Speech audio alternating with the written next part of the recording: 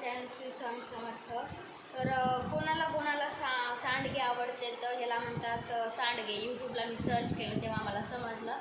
तर कोणाला आवडतात आणि मी तर ह्याला याच नावानं ओळखते की लग्नातले वडे आपण घालतो त्याला, असं म्हणतो ना की लग्नातले वडे. मला खूप आवडतात असं खायला हे.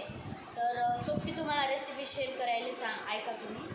तर आधी घ्यायची मुगाची डाळ घ्यायची, थोडी हरभऱ्याची डाळ घ्यायची आणि उडदाची डाळ घ्यायची. आपल्याला जेवढे करायचे प्लेटभर परातभर त्या हिशोबानं डाळी घ्यायच्या आणि मग रात्री धुवून एकत्रच भिजू घालायचं आणि सकाळी मग स्वच्छ पाण्यानं 2-3दा धुवून मिक्सरमधून काढायचं.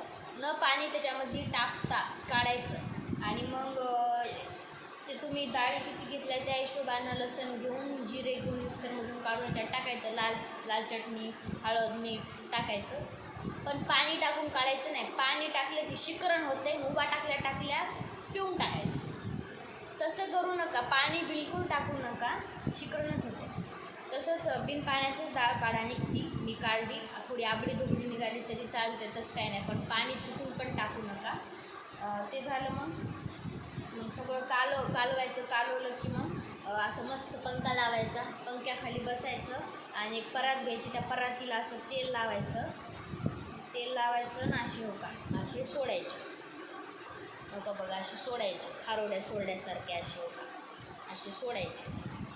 चांगलं छान कालून असं सोडायचे पंख्याखाली बसून. मग हे परात घेऊन जायची गच्चीवर जायची. जिथं ऊन आहे तिथं जायचं आणि धुवून टाकायचं. असं बघा मस्त सावलीला असं घरामध्ये पंख्याखाली बसून पण होऊ शकतात वडे. असं नाही उन्हामध्ये जावं लागते, तपावं लागते, घालावं लागते, तसं काहीच नाही बघा.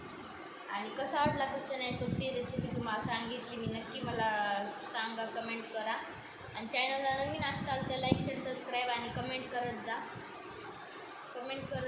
भेटूया नेक्स्ट ब्लॉगमध्ये. Okay, bye.